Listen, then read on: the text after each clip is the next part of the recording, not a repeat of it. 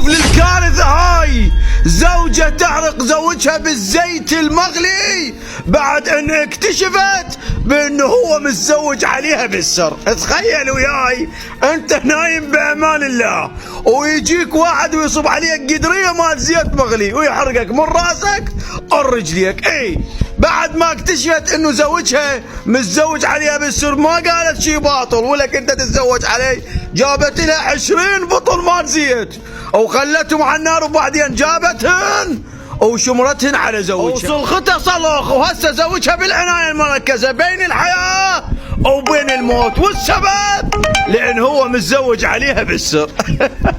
يعني هسه هاي شو تحط لها والطيب يا قلبي؟ عم المتزوجين بالسر نصيحة اخوية ديروا بالكم ولزوجاتكم، على اي ساعة تعرف بانه انت متزوج وتصير نفس صاحبنا يحرقك بالزيت تجيب لها بلوكة تجيب لها شاكوك وتروح سلم لي الى وادي السلام.